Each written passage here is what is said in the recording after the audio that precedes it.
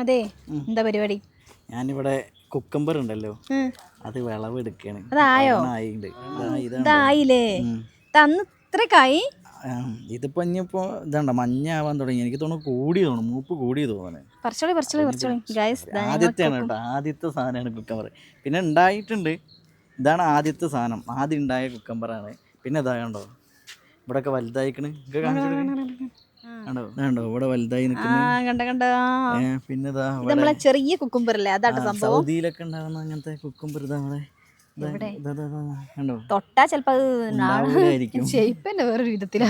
ഇവിടെ ഉണ്ട്, താഴെ ഉണ്ട്, അവിടെ കുറെ ഉണ്ടായിക്കുന്നുണ്ട്. ചെറുതായിട്ടാണ് ആയിട്ടുള്ളത്. താഴെയൊക്കെ കണ്ടതാ.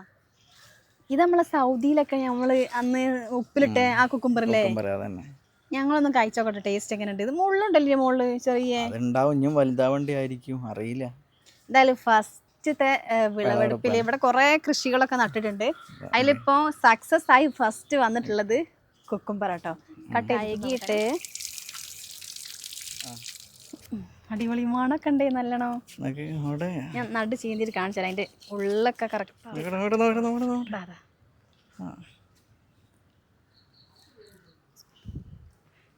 നല്ലോണം കുരുവൊക്കെ ഉണ്ട് അല്ലേ, രസമുണ്ടോ? സൂപ്പറാ.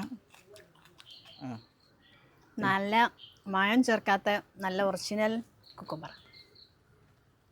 വെള്ളമൊക്കെ നോക്കി, നല്ല കുരുവൊക്കെ ഉണ്ട്. തിന്നട്ടെ? അങ്ങോട്ട് ഞാൻ വേപ്പിൻ പിണ്ണാക്ക് ഇട്ടപ്പോഴേ കഴിക്കും എല്ലാവരും പറഞ്ഞു, പക്ഷെ നല്ല ടേസ്റ്റ് ഉണ്ട്. ഞങ്ങൾ ആദ്യമായിട്ട് ചെയ്തത് ഞങ്ങൾക്കൊരു സന്തോഷം. അതാണ് ഞങ്ങൾ നിങ്ങളുമായി ഇത്രയും ഒരു മാസം തൊട്ട് കഷ്ടപ്പെട്ടുള്ളൂ, അതിനൊരു അടിപൊളി സംഭവം അല്ലേ, രസമില്ലേ? ഇതിന്റെ കുരു എടുത്തേക്കായിരുന്നു.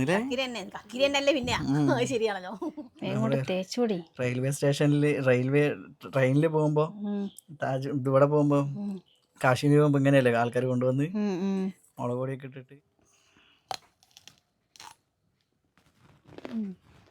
രസമുണ്ടോ? അവിടെ ഞാൻ കഴിച്ചോട്ടെ, തൊള്ളയിലൊക്കെ വേണം. ഒറിജിനൽ ഓർഗാനിക് ആണ് മാത്രം തീർക്കല്ലേ.